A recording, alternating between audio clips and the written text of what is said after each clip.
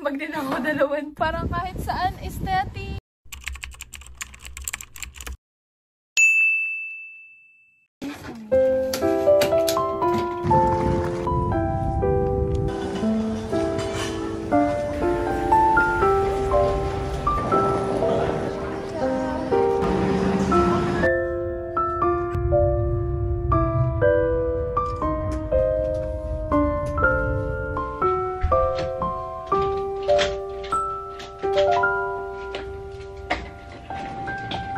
Hi everyone! Guys, I'm so excited! My God! Nasa Switzerland tayo. This is my dream! My God! Hindi ako makapaniwala. Yung view sa harap nitong aming aming hostel is super ganda. Guys, happy Tuesday pala sa inyong lahat. But yeah, oh my God. Actually, kasama ko ngayon mag-travel. Well, anyway guys, nakalimutan ko. Welcome back to my channel. And this is Monique G. Monique Gutierrez ang nagbabalik again and again. Teka, ibababa ko muna to. Napagod ako sa biya. Pero anyway, care lang kasi maganda yung mga views sa trend. My God. But yeah guys, our room is ganito lang naman. Diba nag-room tour tayo? Kasi ganyan lang naman siya. Actually, hostel siya guys. It's my first time na mag-hostel. Nag-oo ako kay Ayan na mag-hostel kami kasi 4 lang kami sa room and hindi ko kaya mag-hostel na marami ka talagang kasama. But anyway, pero parang wala namang ibang nag-check-in kasi parang wala pang mga gamit. Ako pa lang yung andito and I hope na sana kami lang dalawa the whole stay namin para happy tayo. But yeah guys, so me and my sister, kami lang dalawa magta-travel ngayong summer. It's a girls trip, CC trip. But yeah, so mag-stay kami dito ng 4 nights and 5 days. But guys, ang ganda sa labas, my God. So, antayin muna natin si Ayan kasi on the way pa lang siya kasi nag-trend siya from Germany. Mag-aayos muna tayo kasi tingnan nyo naman, ang haggard ko na.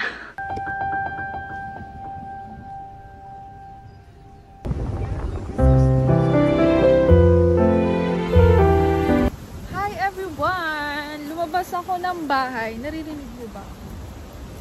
Lumabas lang ako ng bahay, maglakad-lakad habang inaantay ko si Ayan. Tingnan nyo naman. Color turquoise. Tingnan nyo.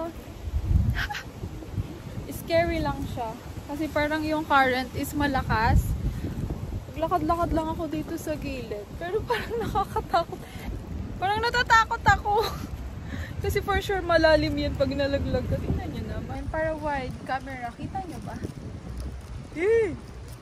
Scary. Tingnan nyo.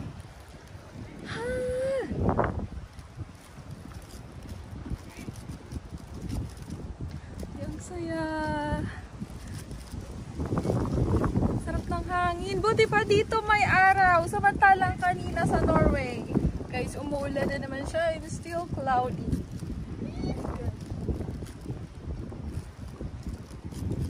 Takot ako. Kasi tingnan niyo yung daan. Maano lang siya. Makipot lang yung daan. And kunting ano mo lang, mapamali ka ng takbo. Laglag ka dyan. Oh my God. But anyway. So, nasa Interlaken OST tayo. Ost ba? Ost. Tapos nakita ko, ito atang way na to is papunta na Interlaken West. So, let's see kung saan tayo dadalhin ng mga paan natin. Kasi yung dating pala nung kapatid ko is 4:26, so 3:30. So may 1 hour pa tayo maglakad-lakad habang inaantay siya. Tingnan nyo naman, ang ganda!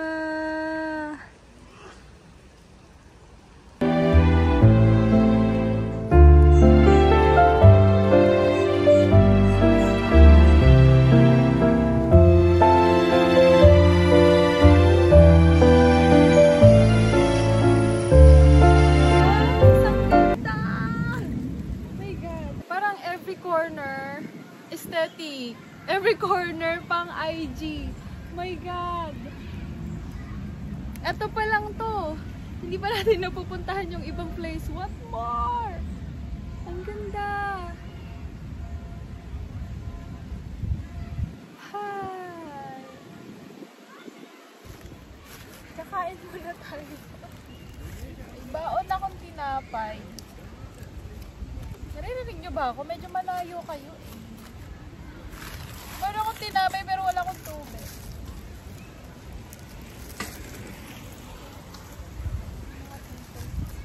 Kain!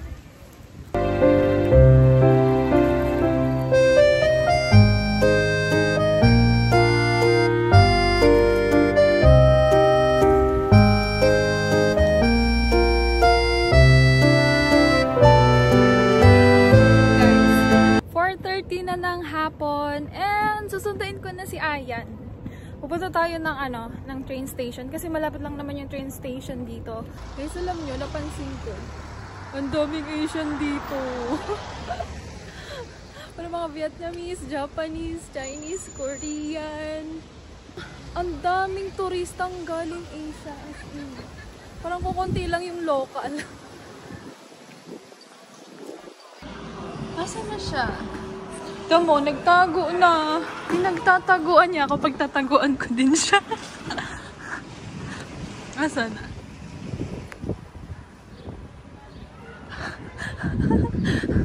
Hindi niya ako makita.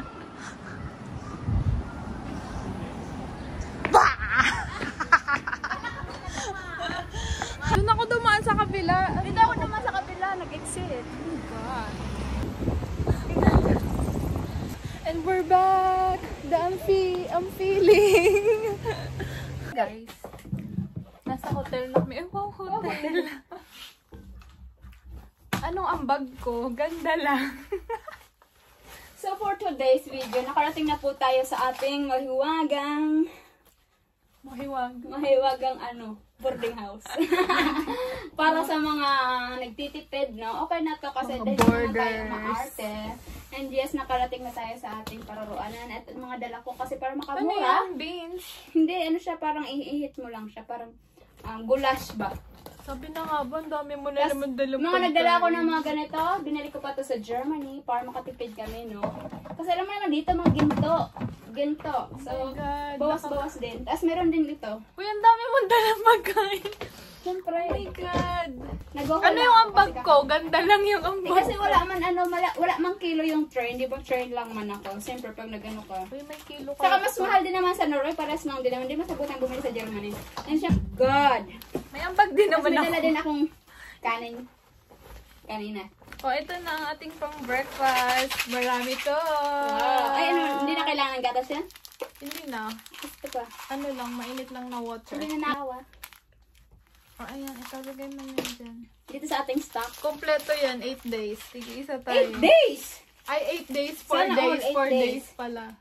Magutomin tayo nito kasi oatmeal, no? Dapat heavy kasi mag-hike tayo sa very beautiful, like What the heck? mag-swim tayo. Ay, ito pa. Ito pa. So, yun na po si Mooney. Agoy. Haggardness na tayo and pinimpos na ko. So, ito. Haggard lang Ito tayo naman. kasi first day pa lang. Ayan. Ito pa, diba, lemon madami? tea. Nagtiti ka ba? Oo, nagtipi ako. Ayan, sa Winnie. So, yan. Tuna. Ano to? Tuna. Imbaka ng ng pagkain. Uy, may ambag din ako. 2 tuna pa. O, ayan pa, may tuna. Sige lang. So, rice na lang ang lulutuin natin. Hindi na tayo magluluto. Sige nga, tapos mag-ano lang tayo. O, diba? Parang kahit saan, aesthetic. 25 euro lang man pala. 25 euro? Hindi sa Pinas.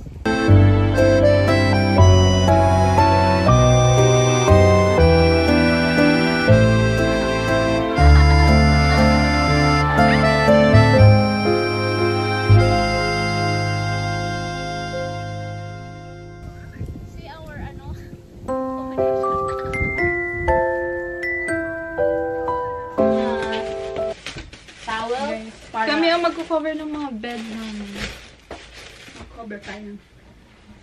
Dito. Eh, ganito yung cover ko sa Ganito yung mga taong nagtitipid at ewan ko na lang pala.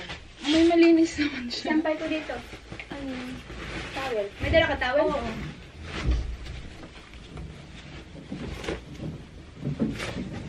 bago natin ilagay yung mga things on the bed. May free wifi ba sila dito? Ay, meron. Tapos masurot para dito.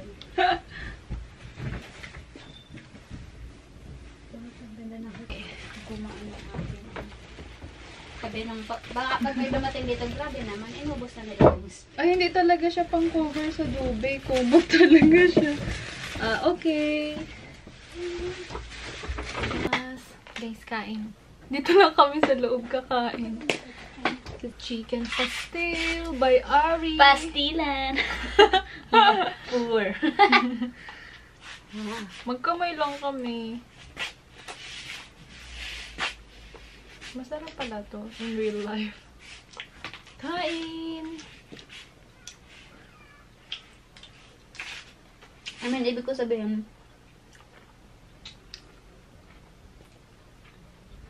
basta nito nag-rush o ang dami. Hala! O konti oh. Dapat patas tayo sa rice para pareho tayo mataba. Walang laman. Diba?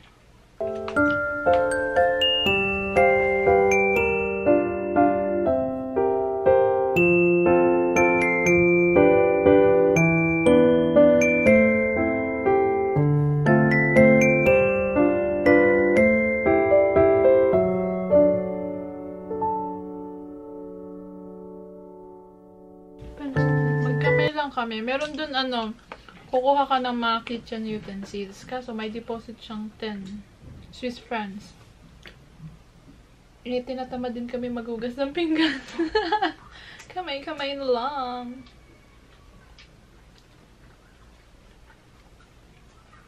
Ayun, rice lang naman ang lulutuin din namin. Kasi the rest ulam is puro dilata.